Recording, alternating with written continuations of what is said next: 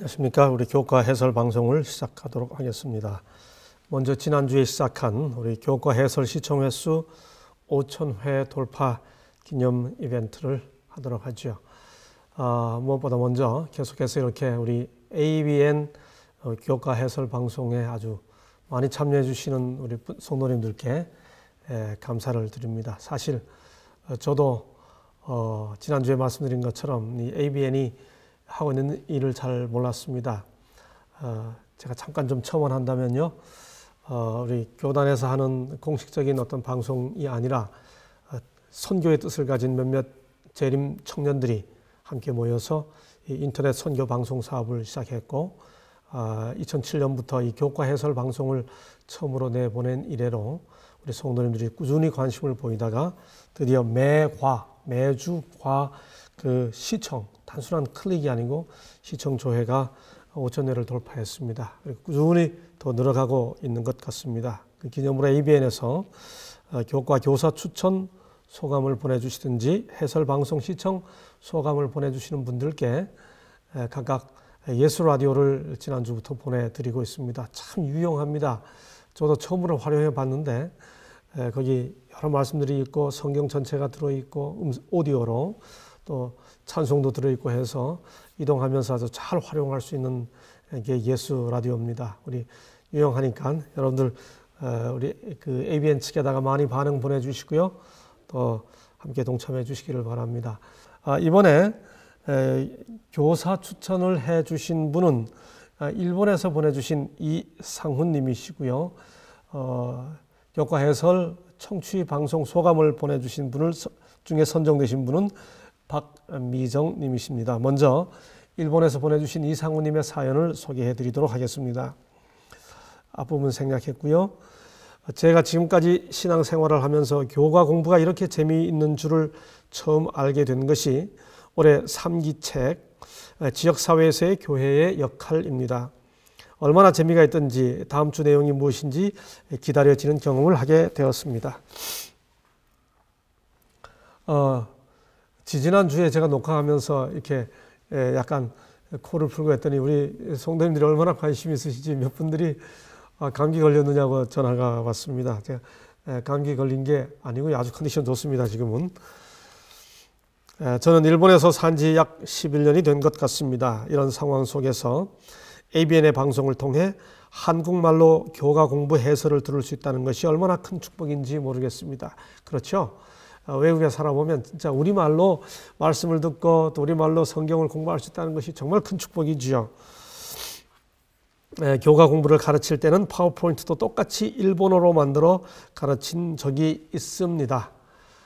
사실 우리 이상훈 님께서는 잘 가르치는 교사로 이 해설 방송을 진행하는 저를 추천해 주셨습니다. 예, 저는 이미 예수 라디오가 있고요. ABN으로부터 처음으로 받았습니다.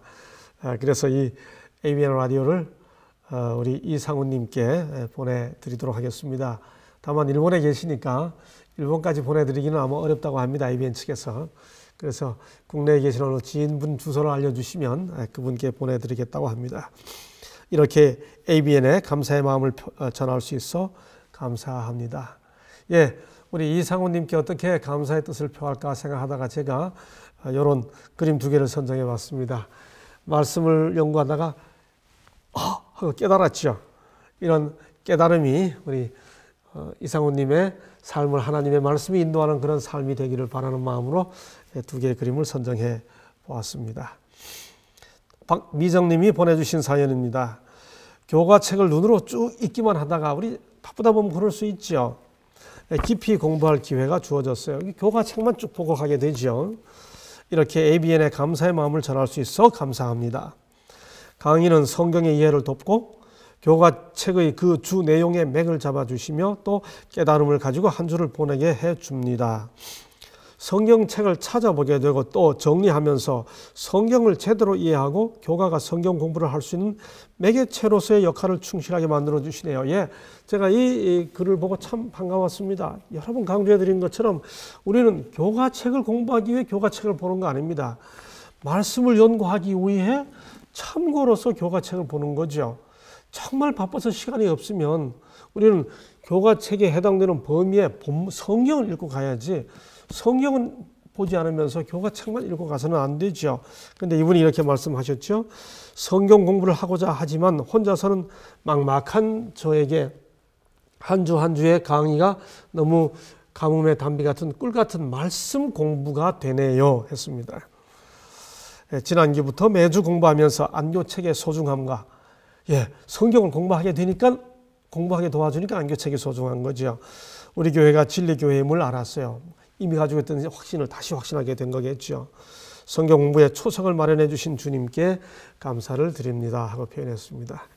우리 박미정님께도 선물 드리고 싶습니다. 이렇게 열심히 말씀을 연구하셨던 님께 안경을 쓰신 분인지 아닌지 모르겠습니다만 좀 재밌죠? 우리 하나님께서 햇빛 같은 그 은혜로 우리 박미정님의 삶을 비춰 주시기를 기대해 마지 않습니다. 우리 박미정님께도 ABN에서 예수 라디오 보내드리도록 하겠습니다. 오늘은 제9과입니다. 제목은 희망의 암시입니다. 제9과 소망의 암시. 여러분 조금 다른 거 발견하셨어요? 앞에서 매주 교과 소개할 때는 희망의 암시라고 했었는데 제9과 교과는 소망의 암시죠. 여러분 이거 제가 실수한 거 아닙니다. 여러분 교과책 한번 들으시고요. 제일 앞에지 이 매주 교과 소개해 보면 거기에 희망의 암시라고 번역되어 있고요. 그 다음에 제9과 이게 교과책 9과에 가보면 소망의 암시라고 그렇게 번역이 되어 있습니다.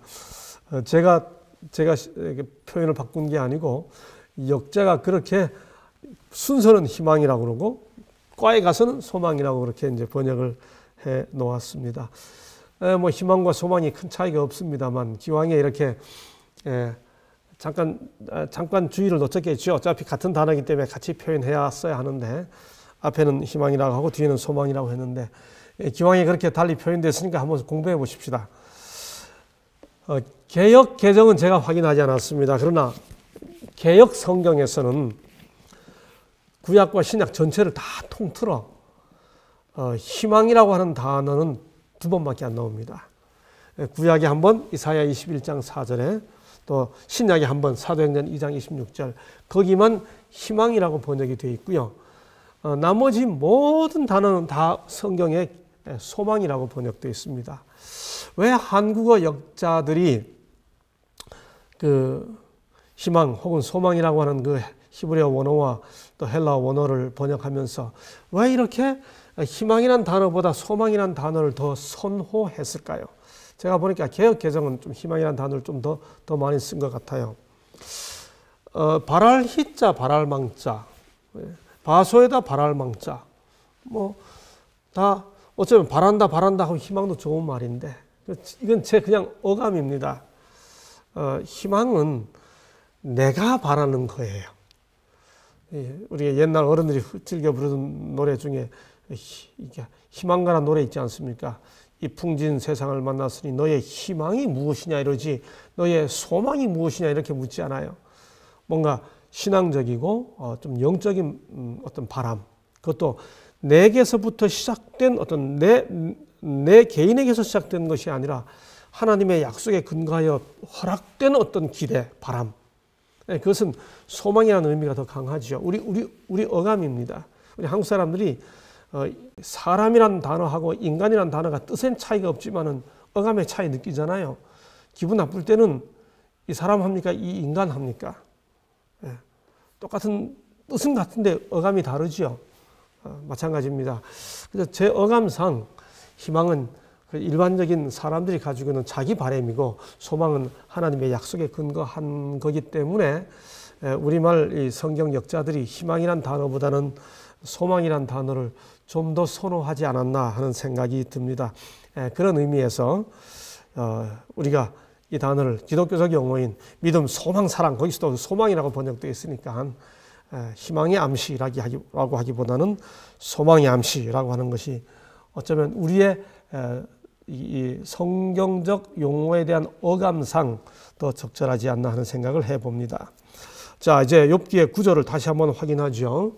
서론이 지난 다음에 3장부터 31장에 걸쳐서 욥과 세 친구의 대화가 나오죠. 우리는 그동안 욥과 세 친구의 대화는 제1라운드, 2라운드, 3라운드 이렇게 세 라운드로 진행이 된다고 여러 번 말씀을 드렸습니다. 지금까지 우리가 3가 이후에 욥의 친구들과 또 욥과의 그 대화는 주로 제1라운드로의 중심에서 살펴봤습니다. 그러면서 그것도 대화의 방식으로 하지 않고 친구들의 이야기 묶어서 한번 살펴보고 또 욥의 이야기 묶어서 살펴보고 했습니다. 이제 이번 주로 욥과 그의 친구들의 이야기 대화는 거의 마쳐갑니다. 다음 주에 우리가 이제 엘리후 이야기를 이제 다시 살펴보게 될 터인데요. 시간 분량상 어차피 이 매장 순서로 다 못하기 때문에 그렇게 묶어서 우리가 살펴보는 것은 이해가 되죠. 그러나 만약에 저한테 욥기를 이렇게 연구하라 그랬으면 욥의 친구들과의 그 대화의 이야기를 세 대화를 다 못 다루기 때문에 아예 제1라운드의 대화를 샘플로 엘바스가 한 이야기, 그 다음에 욥의 한 이야기, 그 다음에 빌다시 한 이야기, 욥의 대화, 소발이 한 이야기, 욥의 이야기, 이 세 번의 한 라운드에서 이 세 사람과 주고받는 대화를 말 대답 이런 식으로 묶어서 해도 하나의 그 친구들과의 대화의 샘플이니까 좀 더 생생하게 우리가 공부할 수 있지 않을까. 만약에 저에게 그 대화를 이렇게 한 3, 4주에 걸쳐서 공부하도록 구성하라고 그랬으면 그렇게 했을 것 같은 생각이 듭니다. 여하튼 오늘로서 이 친구들과의 대화의 이야기를 이제 마무리하게 됩니다. 기억절입니다. 경건하지 않은 자는 그 앞에 이르지 못하나니 이것이 나의 구원이 되리라. 여러분 미리 말씀드립니다만 이것이 나의 구원이 되리라 할 때 그 이것이 뭘까요? 이게 욥기 13장 16절 욥의 이야기인데 경건하지 않은 자는 그 앞에 이르지 못하나니 이것이 나의 구원이 되리라.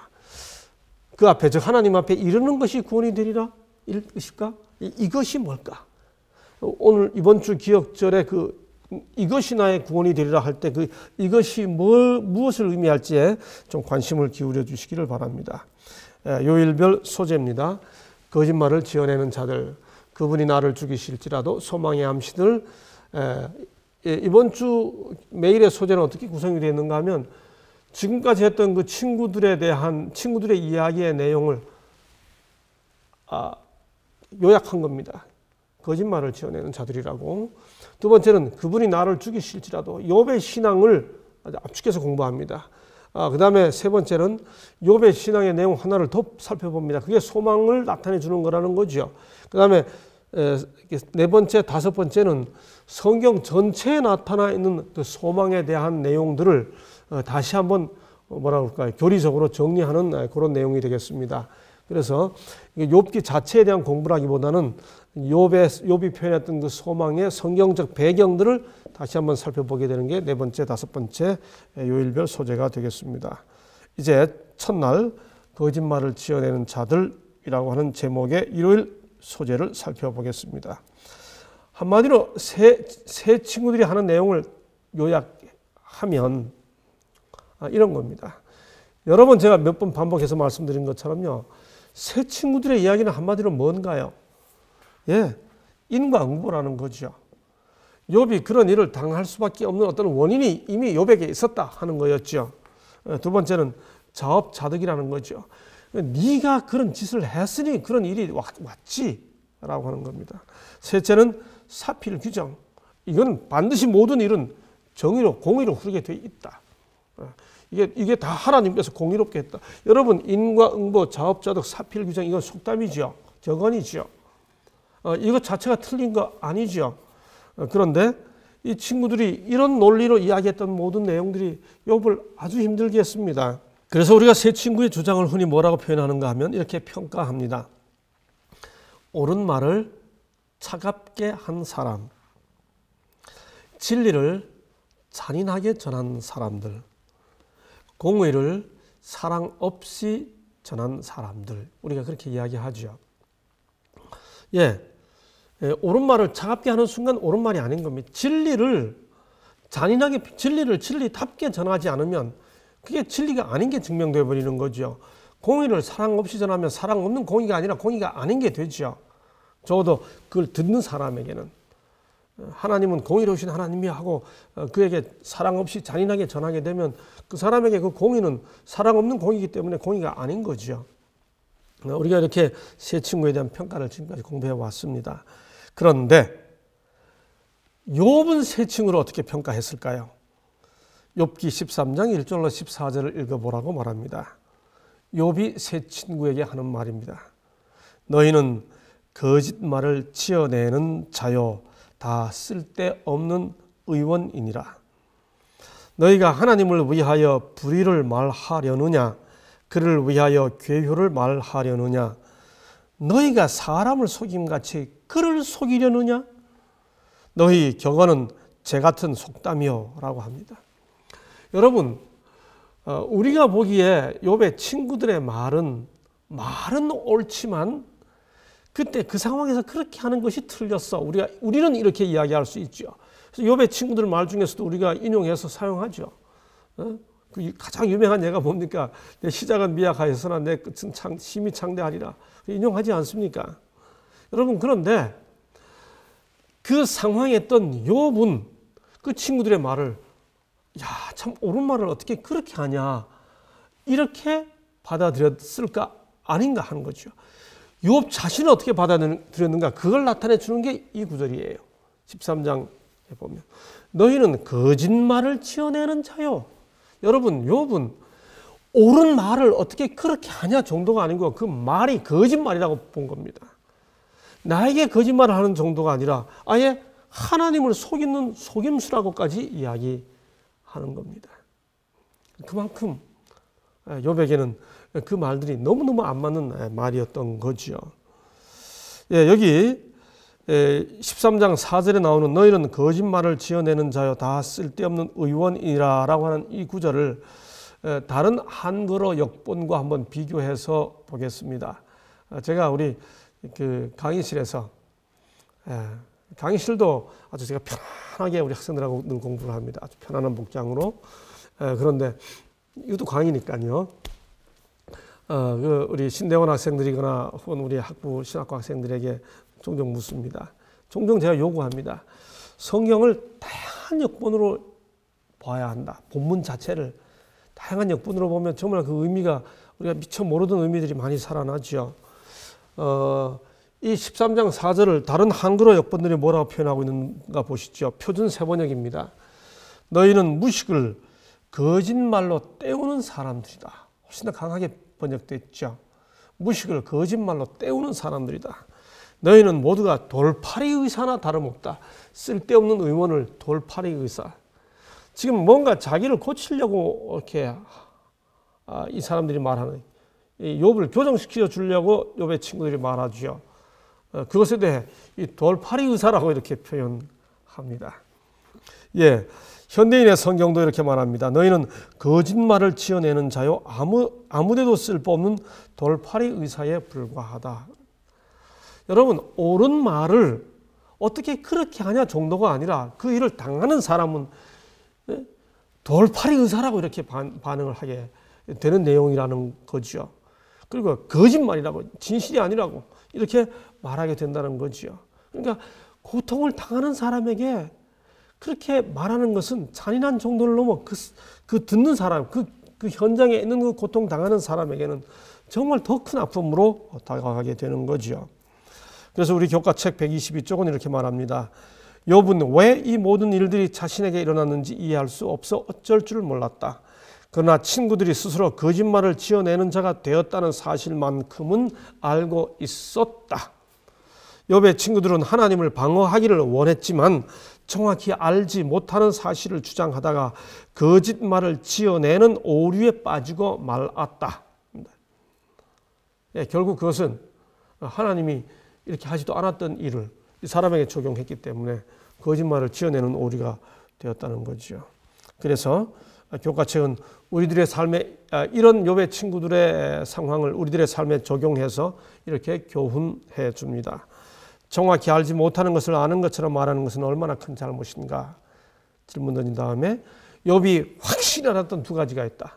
욥에게 닥친 일 중에 확실한 것 두 가지가 있었다. 첫째는 그가 고난을 당했다는 것이고 두 번째는 그 일 때문에 매우 고통을 겪고 있다는 사실.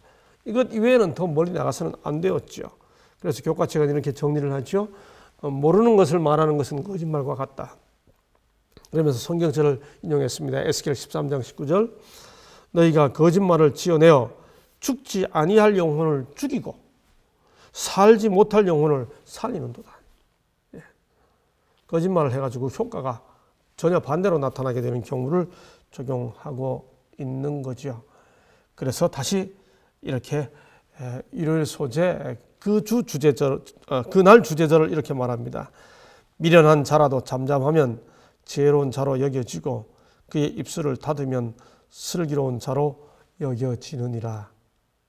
예, 고통당하는 사람에게 공의를 사실을 이렇게 차갑게 말하는 것에 얼마나 조심해야 할지 그건 거짓말이 될 수 있고요. 살릴 사람 죽일 수 있는 일이 되기 때문에 얼마나 조심해야 하는지를 가르쳐 주는 것이죠. 한마디로 뭡니까? 모르면 침묵하는 것이 더 낫다라고 하는 거죠. 그래서 이렇게 권면합니다. 하나님께서는 어떤 사람에게도 그들의 잘못을 다시 상기하도록 그리고 사악함 가운데 놓여있는 세상과 믿음이 연약한 많은 자들로 구성된 교회에 그들의 잘못을 제시하도록 감동을 주지 않으셨다. 살아있는 그대의 형제들의 잘못을 말하지 말며 죽은 자의 실수에 대하여 침묵하라. 참 소중한 권면이죠. 자, 이제 욥의 신앙으로 넘어갑니다. 이렇게 친구들의 이야기를 다 정리했고요. 이제는 친구들과 대화하는 그 욥의 모습 속에 나타나는 욥의 신앙을 확인하도록 하겠습니다. 친구들이 한 말은 결론적으로 거짓말이 되어버렸고요. 욥의 친구들에게 반응하는 욥의 말 속에서 나타나고 있는 그 믿음과 소망을 이제 확인해 보려고 하는 겁니다. 제목은 그분이 나를 죽이실지라도입니다. 이 구절은 성경절에서 비롯된 것입니다. 조금 이따 설명을 드리죠.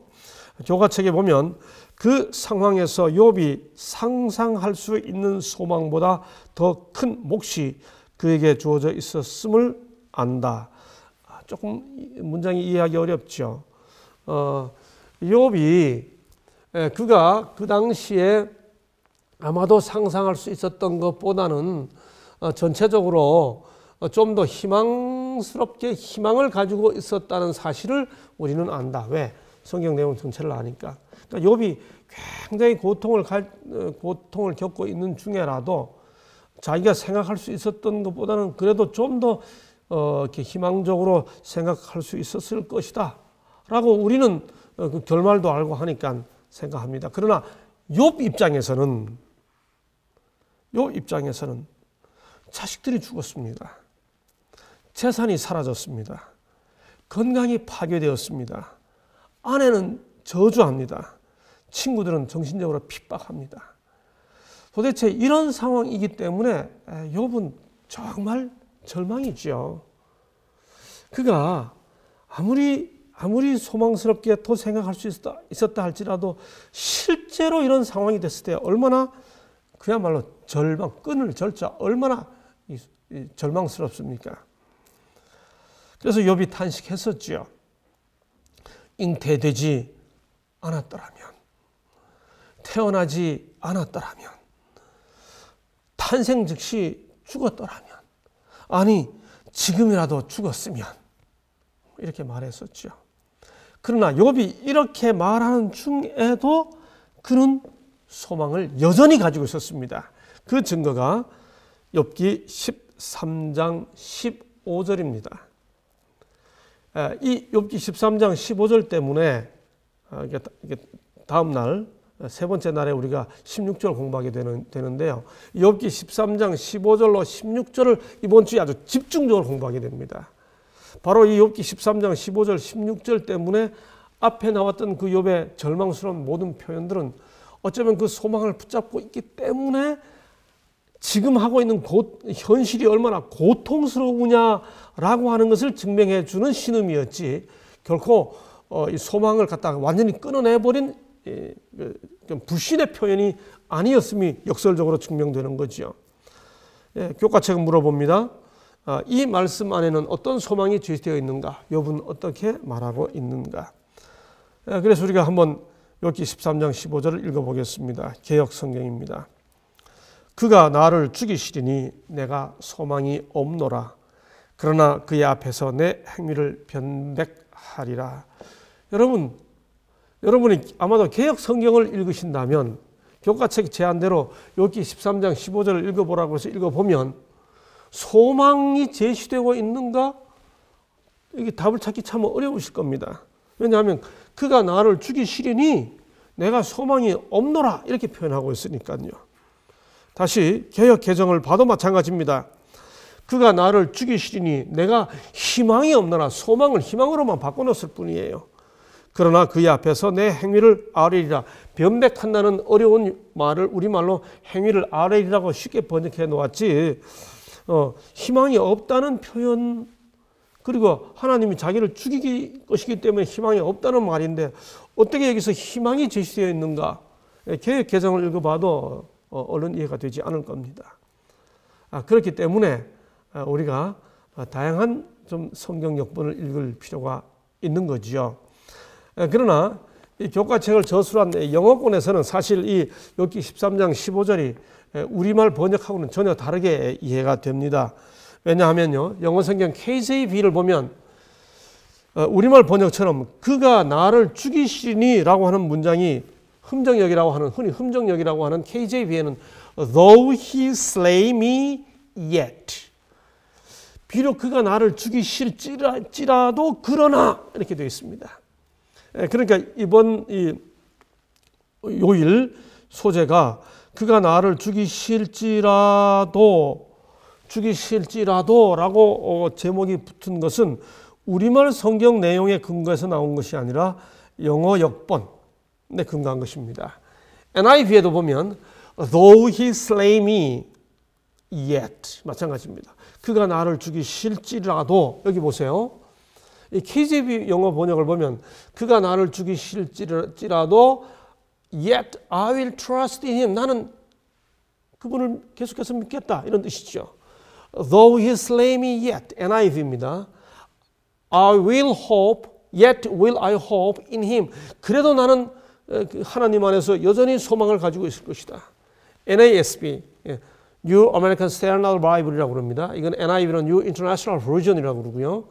Though he slay me, 그가 나를 죽이실지라도 I will hope in him, 이렇게 번역하고 있습니다. 이 교과책이 번역하고 있는 것은 쉬운 성경이라고 그랬는데요. 그 쉬운 성경이라는 것이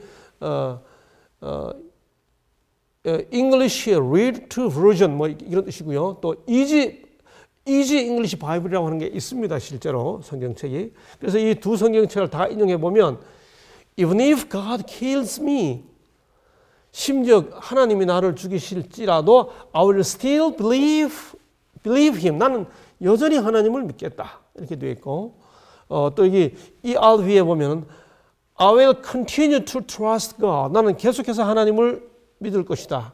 Even if he kills me, 그분이 나를 죽이실지라도, 이렇게 되어 있습니다. 그래서 이런 맥락에 따른 우리말 성경 중에도 이런 맥락에 따라 이 욥기 13장 15절을 번역한 성경이 있습니다. 현대인의 성경입니다. 거기 보면 비록 하나님이 나를 죽이실지라도 나는 그를 신뢰할 것이다, 이렇게 되어 있습니다. 그러므로 이 욥기 13장 15절을 기억절로 하려면 이 개역 개정성 이 개역 개정판으로 기억절을 암기하면 이런 내용이 충분히 전달되지 않죠. 자, 그래서 이렇게 말합니다. 그리스도의 풍성한 은혜를 항상 염두에 두어야 한다. 그분의 사랑이 주는 교훈들을 귀히 간직하라. 욥과 같은 믿음을 가지라. 하늘아버지의 약속을 굳게 붙잡고 그분이 이전에 그대와 그분의 종들을 어떻게 다루셨는지 기억하라. 이렇게 말합니다. 예, 우리는 항상 그리스도의 풍성한 은혜를 염두에 두어야 하죠.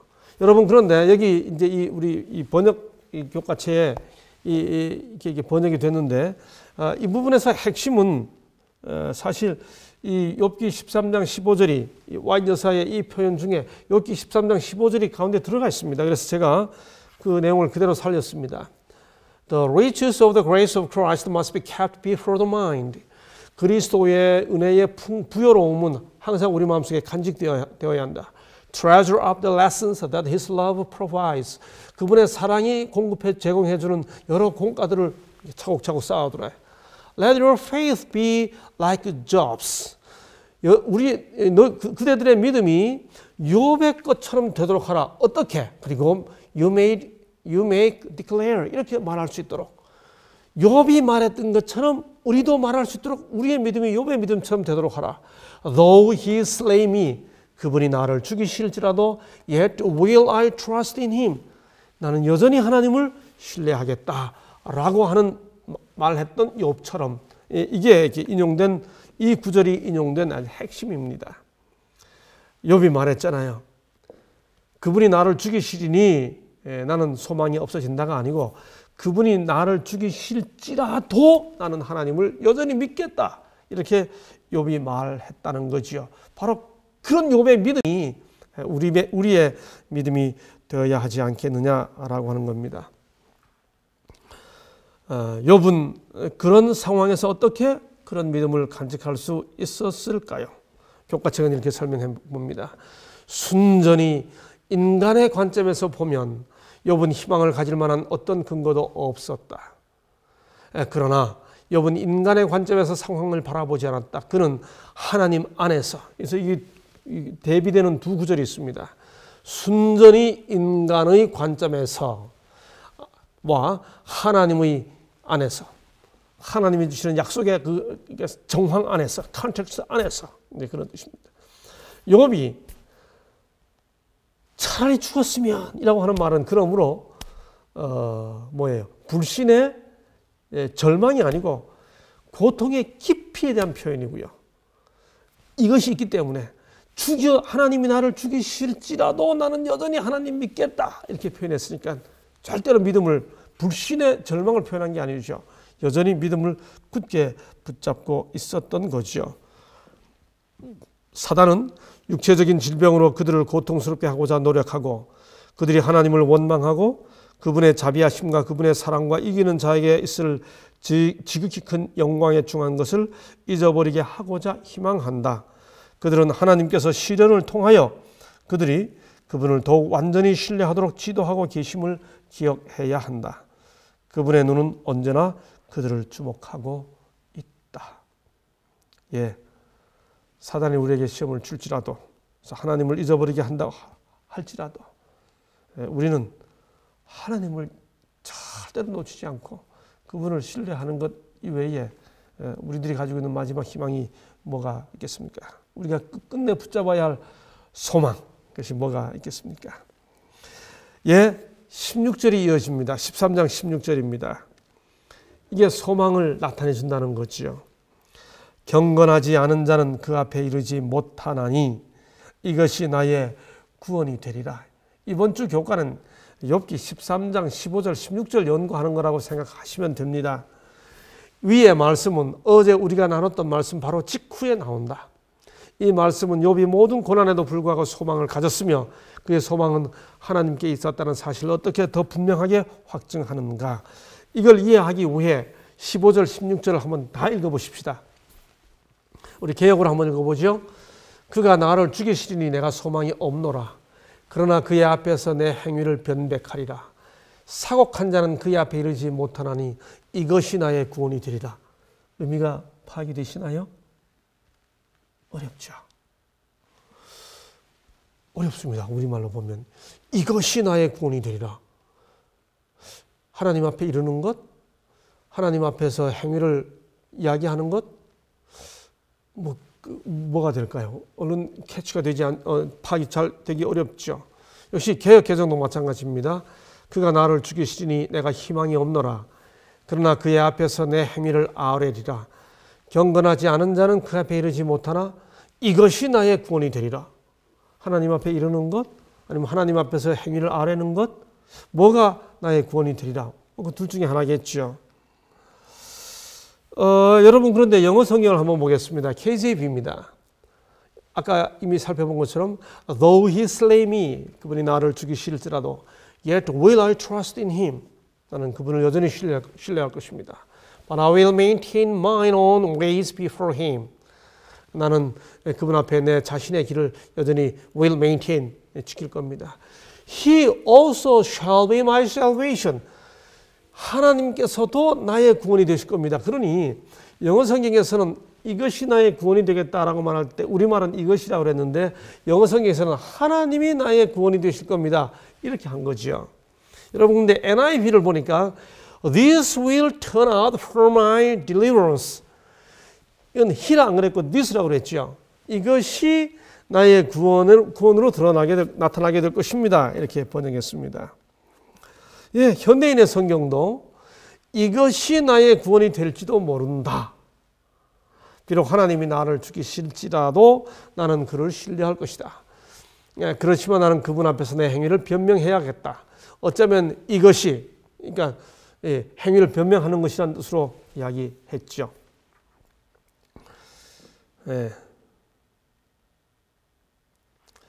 예, 그러므로 지금 이 구절에서 나타내주는 의미는 이것입니다. 하나님께서 나를 죽이신다 할지라도 나는 하나님을 여전히 신뢰하겠다. 흠정역에 따르면 내가 신뢰하는 그분이 나의 구원이 된다는 뜻이 되고요. 그렇죠? 그 다음에 NIV나 우리 한국어 번역에 보면 하나님 앞에서 내가 변백하는 것, 말하는 것, 하나님 앞에 가서 아뢰는 것. 그 다음 혹은 여기 NIV 표현처럼 내가 내 길을 계속해서 지키는 것, 경건치 않은 자가 이르지 못하는 것이면 나는 경건한 자 앞에 이르게 되는 것, 그게 구원이 된다 그 뜻이죠. 그러니 죽는다 하더라도, 그래서 우리 교과책 보면요, 이게 좀 충돌되는 것 같아요. 그러나 여하튼 죽음에서부터 일어나는 게 구원이잖아요.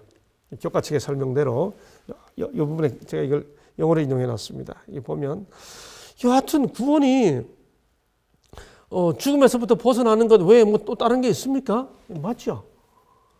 그러니까 지금 욥이 죽는다 하더라도 하나님을 신뢰하겠다. 그 표현 속에서 뭘 기대한 거예요? 죽음을 넘어선 부활을 벌써 내다보고 거기서 소망을 찾고 하나님이 설사 내 기도를 들어주셔서 내 소망을 내 갈망을 들어주셔서 이 고통을 끊게 해주는 선물로 나를 죽게 해준다 하더라도 죽으면 끝인데 무슨 소망을 가지고 있어요? 나를 죽게 해주신다 하더라도 나는 여전히 하나님을 믿겠다. 부활을 기대했다는 거죠. 그게 부활의 소망을 내다봤다는 거죠. 바로 여기서 이 소망의 암시라고 하는 제목으로 이제 이 16절을 공부하게 되는 겁니다. 고린도전서 15장 그래서 11절 20절을 읽어보라고 말하죠. 예, 바울은 이미 이때 소망을 내다봤다는 거죠. 우리는 그것을 이제 과가 진행되면서 저 뒷부분에 가면 욥이 확신했던 그 소망을 좀 더 분명하게 캐치하게 됩니다.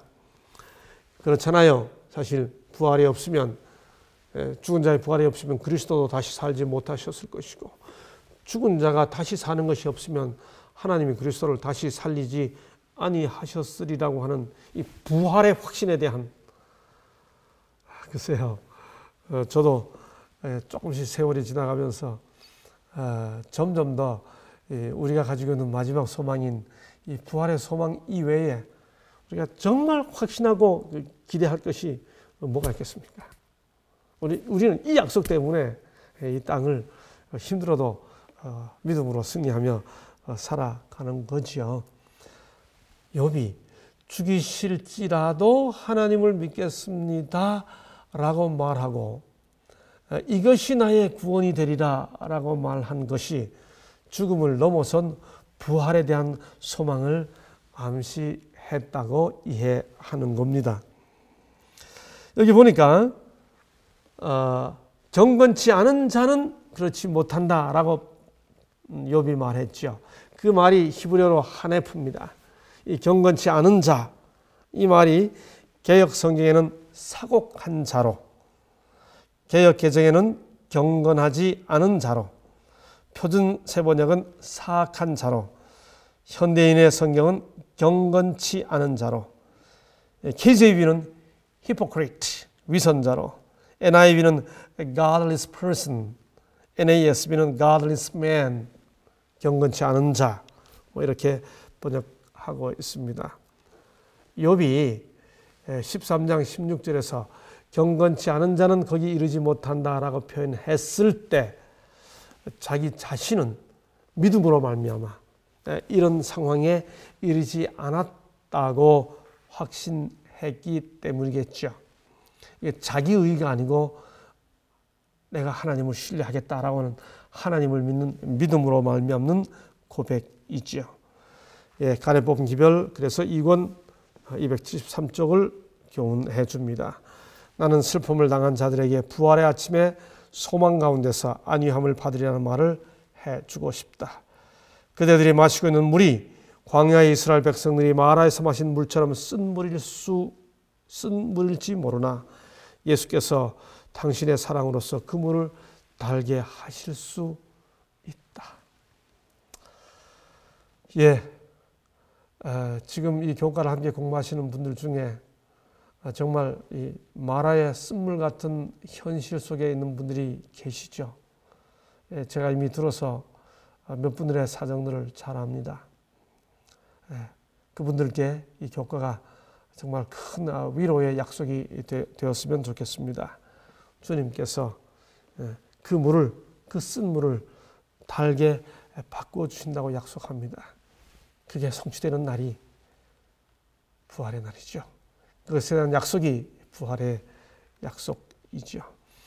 이 소망은 이제 수요일 목요일 소지에서는 이 소망은 욥기의 시대에 처음 주어진 게 아니고 성경 전체를 살펴보기 지금부터는 욥기 공부가 아닙니다.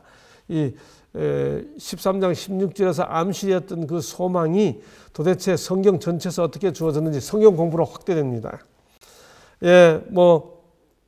사실 설명이 더 필요 없는 내용들입니다. 성경들이 계속 나열됐기 때문에 교과책은 이렇게 말합니다. 욥은 소망이 하나님을 섬겼기 때문에 소망이 있었다. 아담과 하와의 타락에서 바벨론의 멸망에 이르기까지 인간의 죄성을 다루는 모든 추악한 이야기 속에서도 성경은 세상에 줄 수 없는 소망과 비전으로 가득하다.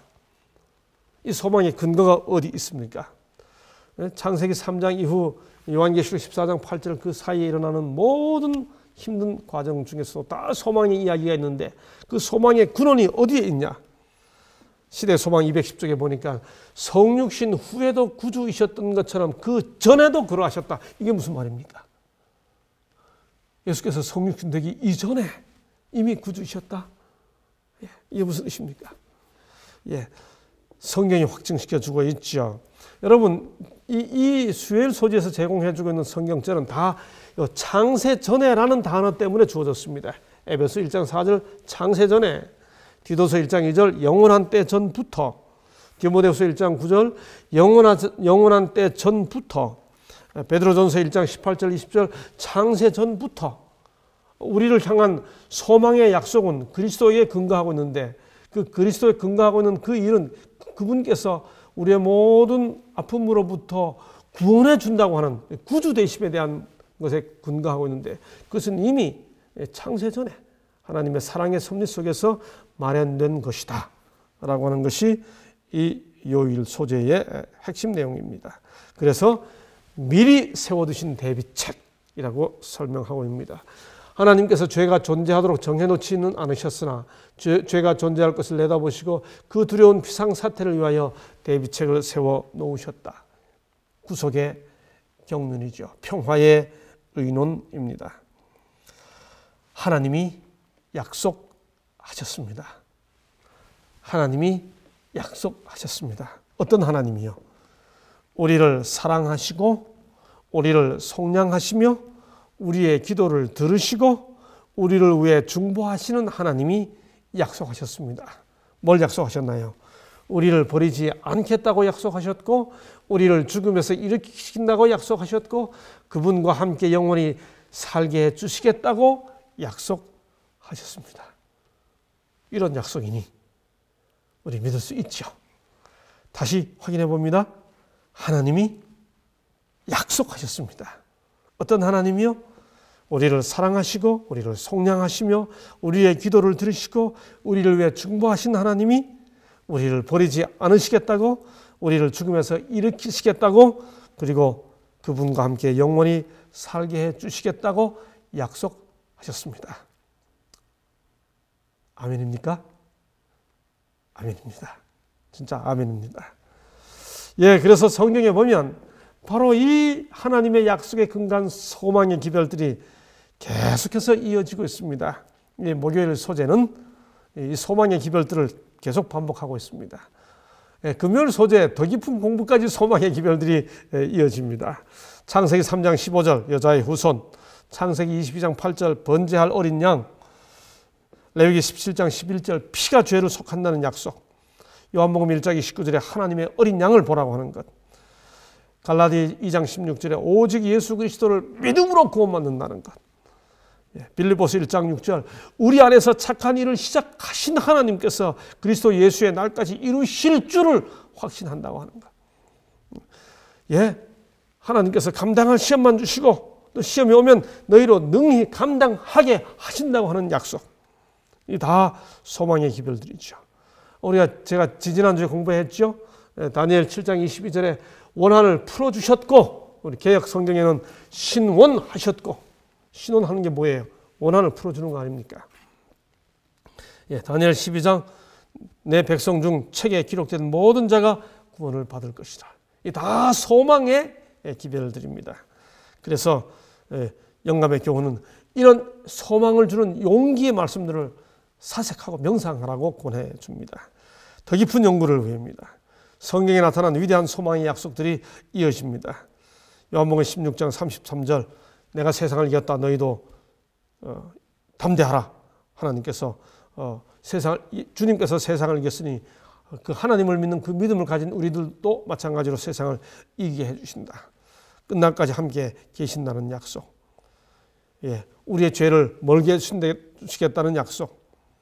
네, 하나님께서 우리의 언약을 영원히 기억해 주시겠다고 하는 약속. 누구도 우리를 하나님의 사랑에서 끊을 수 없으리라고 하는 그 무엇도 고백. 보라, 하나님께서 어떠한 사랑을 우리에게 베푸사 하나님의 자녀라 일컬음을 받게 하셨는가.